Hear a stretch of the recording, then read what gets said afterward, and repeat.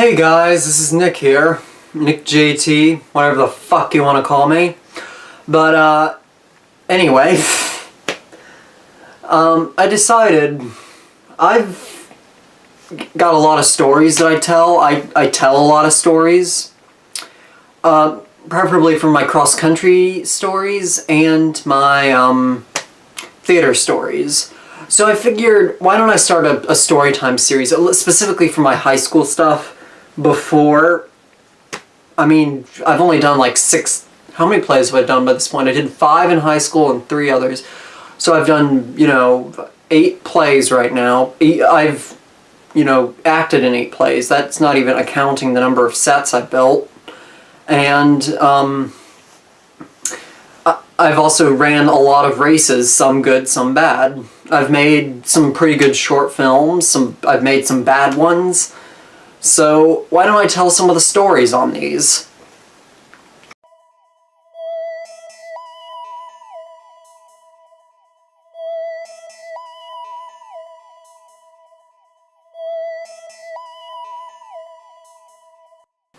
So, without further ado, let's talk about my first story from the stage, as we'd call it. It was at the Dallas Theater in Dallas, Georgia. Not in Dallas, Texas. That would be... Wow, that would... If I did this in Texas, it would be... If I traveled all the way to Texas just to start a show, that would not be very pleasant. So, basically, I was doing this Dallas theater camp. It was a week-long camp, and at the end of the week, we put on a show. We were doing a show called the XYZ Files, which is a parody of the X-Files. Obviously, it was kind of a show meant for little kids. Wasn't very great. But, I don't know, like, the main characters were Mildew and Scallop. Obviously, it's a wordplay on Mulder and Scully from the X-Files. I was getting into the X-Files at the time. I need to get back into that show, because, that was a really good show. But, anyway, so, working on the production wasn't the best, mainly because I was really sick at the time. So, I had a massive sinus infection. It made me, like I said, I was really sick. I was coughing up a storm. I was coughing so bad I was vomiting. So, obviously, I had to go and, this was before my 8th grade this was the summer before 8th grade, actually. But, yeah, I was coughing so bad that I was vomiting, and it was really, really bad. So, basically, what I was doing, I had to go on a full liquid diet while on the, while I was on this camp. So I was eating nothing but soup, popsicles, and stuff like that. I was bone thin, like I still am bone thin today. But, it was a huge nightmare. Like, I had to stop. I was doing summer runs. I was running during that time. This is when I started running as well. But I had to go off running for a while because I was that sick. So, yeah, it was one huge mess. So, basically, basically when I did this, started off basically I did some auditioning for certain characters, and heck, at one point they actually gave me 2 characters that were in the same scene, so, and that was a mistake on their part. But after that, then I did a quick voice. I gave a Dr. Claw impression from Inspector Gadget. Well, what a delightful surprise. But that voice didn't... Well, I didn't want to do that voice particularly. I did a different kind of voice. And after that I did... So they wanted me to read for the villain, Dr. Eccentric. I didn't think the Dr. Claw voice fit, but I did a Vincent Price voice. Vincent Price is an actor. He's been in several horror movies. He had a very distinctive voice. He kind of sounded a bit like this, but it was a very distinctive voice. It could sound a bit like this when he was, you know, menacing and evil, or he could sound like this when he was, you know, tongue-in-cheek and happy. And as a matter of fact, I have a couple posters for Vincent Price movies, actually, but he's my favorite actor, obviously. So I did that voice, and I got the part of the villain. I was reluctant about playing a villain because I didn't want to play a villain at the time, but I went ahead and went along with it, and I actually had a whole bunch of fun. Like, they wanted me to do the Dr. Claw voice, but I don't think the Dr. Claw voice would have fit. I mean, the character's name is Dr. Eccentric. Like, it doesn't fit. It doesn't fit, in my opinion. So, like I said, at the time I was having the cough and everything. Now, one of the things I did not like about this drama camp is there was one point where we had to memorize a monologue. We had to come in with a monologue and memorize it. I did not like that part, but I did like the monologue, and I went with it. So, basically, one of the things I also really loved is that I could rehearse my lines when we were doing the runs. Like, I could sit behind a stage and I could just work on my lines. You know, I could be behind the stage working on my lines, and I didn't need to be on stage till a little bit later. So we worked on this play for about a week. It wasn't a hard play. It was a one-act play. It was very short. There was like 3 scenes. There was barely any set, so obviously all I had to do was memorize my lines. I had my lines memorized in about 2 or 3 days. Went over them with my mom, though honestly I don't go over, that's the first and only time I think I've ever gone over my lines with my mom. I don't really go over my lines with people anymore.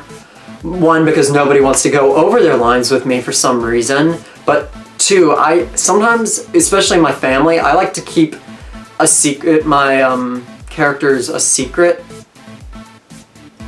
Like, I really love keeping a surprise on everything, so that way, you know, when I appear, you know, my parents and people can get a suitable reaction. And I'll go over this in a later video. Probably the next stories from the stage, as a matter of fact. But basically, I'll actually go over 2 plays that I did at the theater since the second play. I don't really have much to say. But with the XYZ files, on our opening night, I was given a lab coat, and originally they were going to give me these antlers that were like on springs, and they had like, you know, there were some of those springy antlers, but I did not really care for them. I didn't really like them. They were just a bit too cartoony for my liking. And so they made some antennas. He's a doctor who thinks he's an ant for some reason. And I was given, like, they made some pipe cleaner ant ears for me, or antennas for me. So I wore those, and I know my 2 minions, I had 2 minions that were, it was kind of a dumb costume. They gave them Thing 1 and Thing 2 costumes with the little antlers, and admittedly I don't know, the costumes all worked in context. Like, the Dr. Eccentric costume worked pretty well, but it was stated that he's supposed to wear dark glasses, but I don't know, they said they needed to see my eyes, so what I did was I came up, took them off, and just used them like that. I gave a very flamboyant, intense performance, but not intense to say, I did need to look menacing in some parts, but it was very much a fun, he was a mad scientist, he was meant to be a tongue-in-cheek mad scientist. So I was given a lab coat, I think I wore combat boots. I had a beard at the time and I didn't know how to shave, so... Or I think I did, I just didn't shave much at the time. Now I shave regularly. And I thought the beard might work. I don't really know if it did work or not. It wasn't really a beard, it was more peach fuzz, but well, that's pretty much what's going on with that.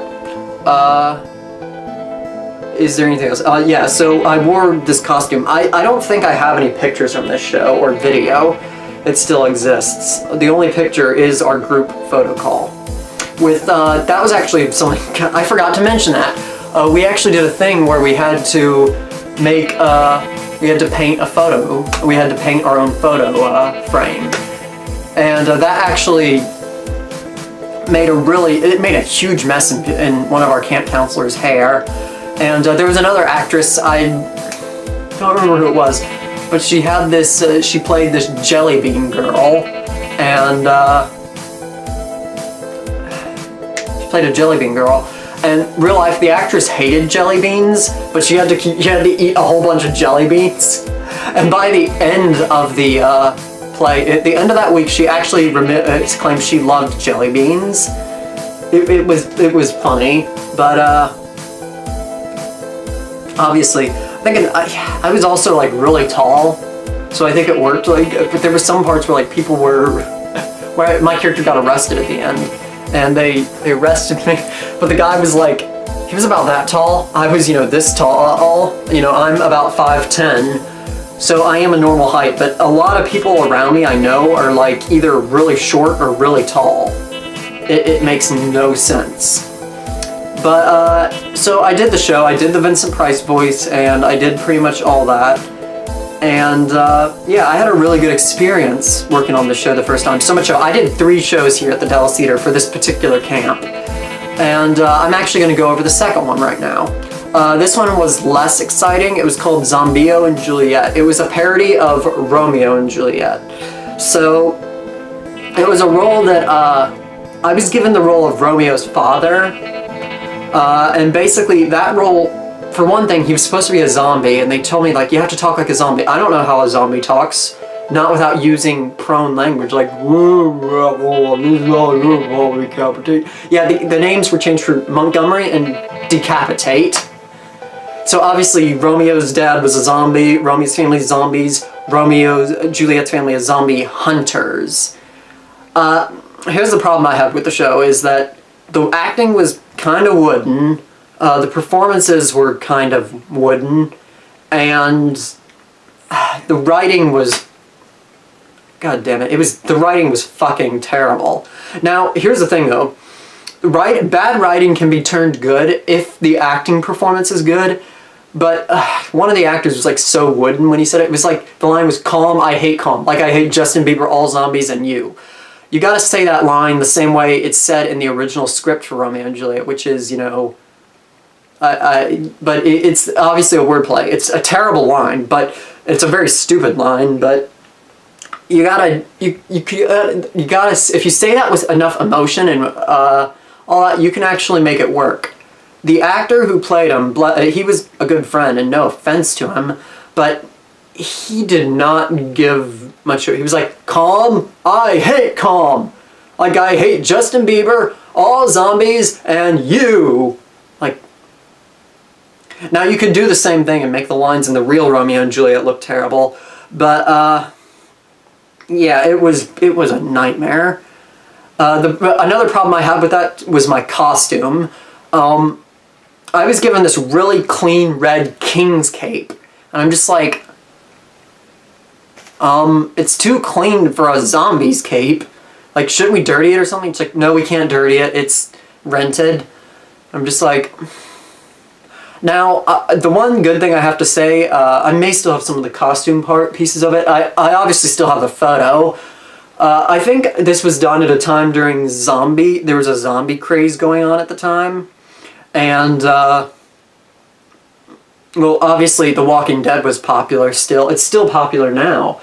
But, basically, like I said, it was all zombie themed. We did Thriller at some point. At the end of the show, but it was just not a very good show. I don't know, I didn't really care much for it. Here was another problem I actually had with the show, was the character of Montgomery. It was such a small part. Like, I had, quite a bit of stage time, but it was such a small part that I just couldn't really figure out what to do with the character. Like, he has less lines in this than Lord Montague himself has in the actual show. Like, Lord Montague only appears like 3 times in the original show. Here, he only had 1 scene, and he appeared at the end as well, obviously for the curtain call. But obviously the ending to the show, it did end with Juliet killing Romeo. There's no like double suicide or anything, but I don't know, I just didn't like the show. The props were cool, the audience, the props were cool, the costumes and makeup were cool sometimes, but the whole show sucked. It was one of the worst shows I think I've ever done. And the one good thing that came out of it was I met one of my best friends of all time, and he knows who he is if he's watching this video, but I'll delve more into it. I might get him on the show next time. We'll see. If you're watching, let me know if you want to be on the show. But so that's what I have to say about those two shows. Obviously, both of them were awful. Well, one was actually decent, the other one was awful. And yeah, so next time we're going to talk about my third show at the Dallas Theater, which was actually a really good one, and where I gave what was my best performance up until not too long ago.